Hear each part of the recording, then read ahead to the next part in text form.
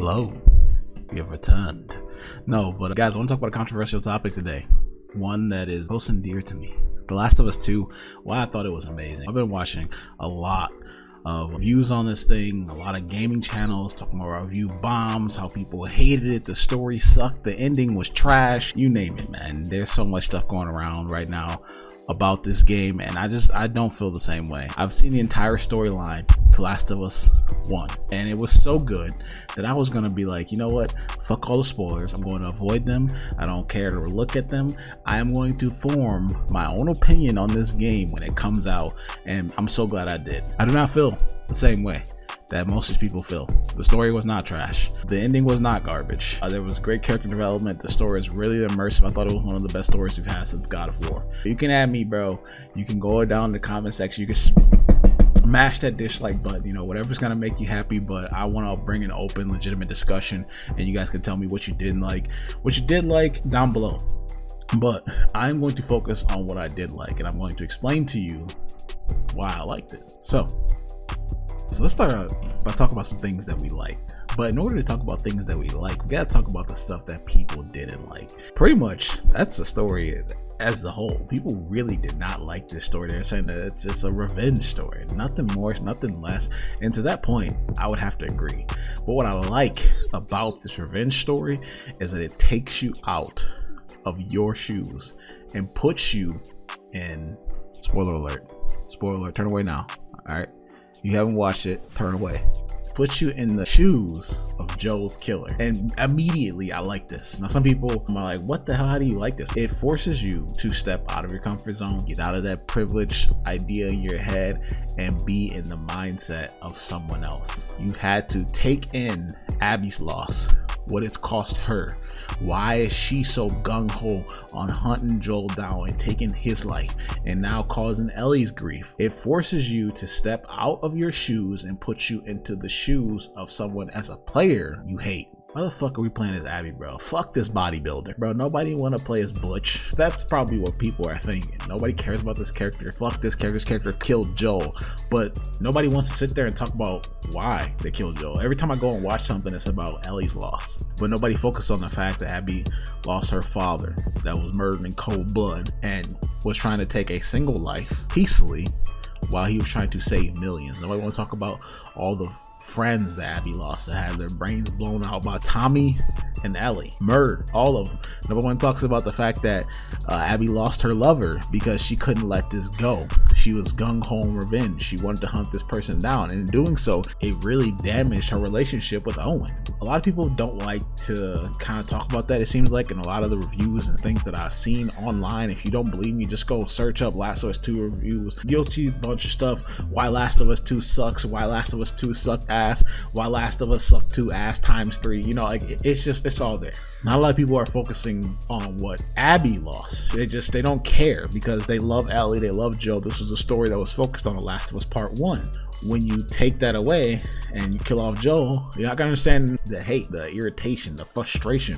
But not a lot of people want to step outside of Ellie's shoes and put themselves in Abby's shoes, and I feel like that's important to do just as a human being, as a decent human being in actual life. That's important to do, is to understand other people's perspectives. So for people to hate that idea so much blows my mind, but I digress. I really love the fact that it forces you to basically play as this person that you hate, that you despise at some point in time, because when I was watching Ellie cry and then you took Joel from Ellie, that shit hit me, man. I ain't gonna lie. All right, that shit hit me emotionally, bro. I was like, bro, that's fucked up, man. I was like, I just played, you know, an hour trying to get to this fucking outpost with this dumb girl, you know, and then helping Joel and Tommy escape this ridiculous ass infection that was just closing in on top of them.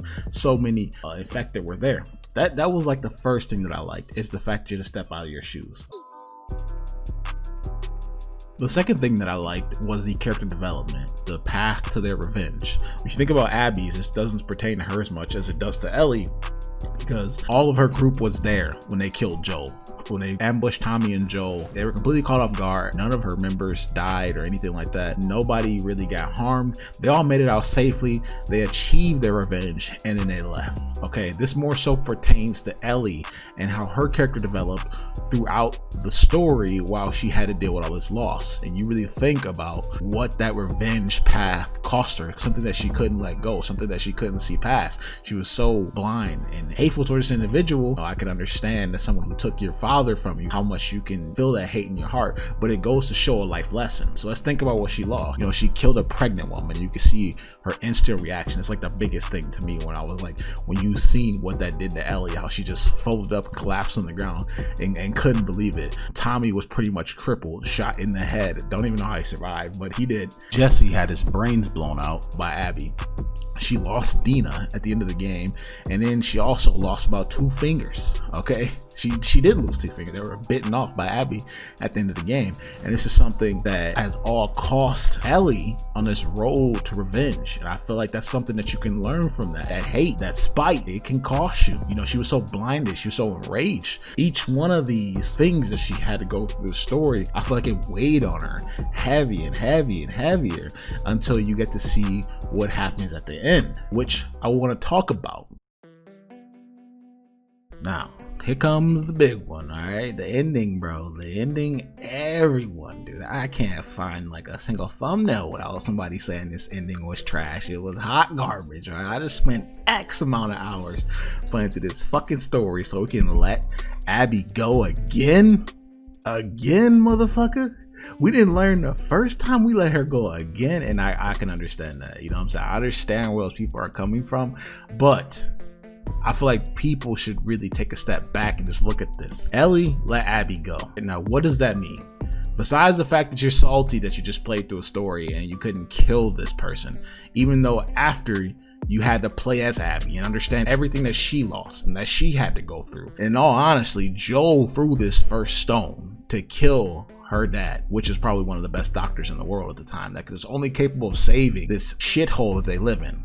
She let her go. What does that mean for Ellie's character within the game? To me, that means that she outgrew that blind rage, that hate, that revenge cycle. She's seen through all this shit it has cost her. Her friends, her relationship, her fingers, Tommy, all the shit that has cost her. And she was strong enough to let that shit go.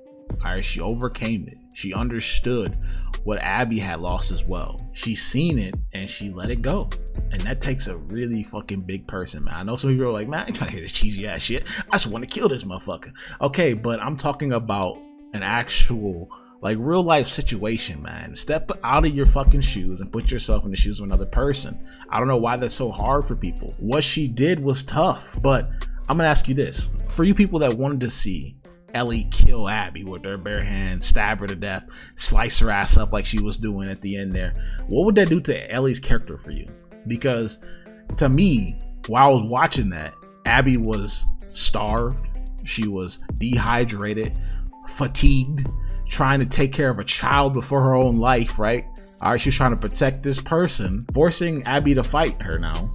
She's slicing her up, stabbing her, drowning her, all this shit. For me, Ellie became a villain almost there. It was starting to become like, I really am having mixed feelings about this character now. Abby was strong enough to let this go. She was done with this. She no longer wanted to fight this person. She no longer wanted to fight this fight. She realized that what she did was fucked up and it was wrong, and she just wanted to go on about her life. And that's what Ellie did at the end there. But for some people that wanted to see Ellie become the villain there, I didn't really understand it. I wouldn't have like seen Ellie the same. She was no longer that pure-hearted rebel that did what she needed to survive, but still helped others along the way. It was starting to become sickening. It was starting to become fucked up. Watching Ellie let that person go, let Abby go, was really huge. It showed that she can overcome the revenge. She can put herself into someone else's shoes, and she can see all that loss that she has had on this journey. And she can see Abby's loss that she has had on this journey and what they're trying to do now.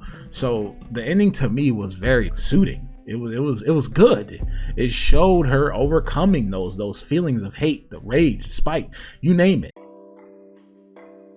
The last thing I want to focus on is something that I didn't like throughout the game. Something that I was like, man, I'm really not feeling this. It really took out of the immersion, and it really kind of sucked at times, but I understood it. With what I just said about the ending, the shit that Abby had to go through compared to the shit that Ellie had to go through. If you seriously write those two things down on paper, you know, the loss between father figures, both of them, you know, the friends, the relationships, everything, it's almost identical. So if you can legitimately sit there and tell me that you feel no remorse towards Abby and her loss, while she had to go through something almost identical to Ellie, that's a scary world we live in, man.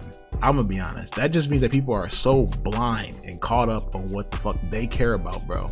And they can't take a second to step out of their shoes and put themselves into another person's shoes. And that, to me, like, that really sucks, bro. And if you can't do it as a person, man, we got a lot of growing up to do as a society.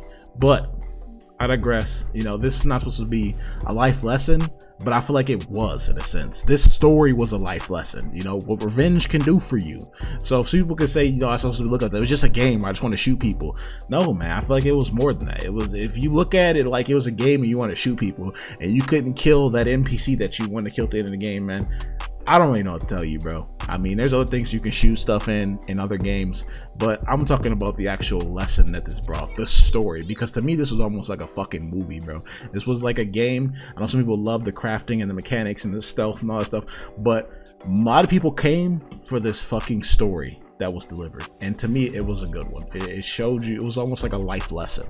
But one of the things I didn't like, guys, was the times that it pulled you out of the story. Like, you watch Joel get killed, and then Ellie is on the ground, she's crying, and she's knocked out. Now, instantly, you want to know what the hell happened. So you want to know what they do to Tommy. You want to know, what is Ellie gonna do? Did they take her? Did they kidnap her? And then they cut to a flashback, you know, and they do this quite a bit, just like right at the end too, where Abby shoots Jesse in the head, and you're like, Abby realizes that it's fucking Ellie. You didn't let this go. You know, we let you live. We let both you and Tommy live, and you couldn't let this go. And you hunted down all my friends. You know, you wanted to hear the dialogue there, but then it cut out, and it did that quite a bit. That was like my biggest harp about the game. It kind of ruined the immersion a little bit, but at the same time I understood it because it wanted you to understand the perspective. It wanted you to connect with these characters that you were hunting down, that you were killing. They wanted you to see this from Abby's perspective. But anyways, guys, this is my 2 cents on Last of Us 2, man. I'm really curious to hear your guys' thoughts. What do you guys agree with? What do you guys don't agree with? Please leave some intelligent stuff down there rather than just this fucking story sucked. All right, give me some valid arguments of why it sucked. Anyways, guys, let me know what you thought, man. If you guys enjoyed the video, make sure you leave a like, and if you're new here, make sure you subscribe for more content like this. That's gonna do it for me, guys. I'm out. Peace.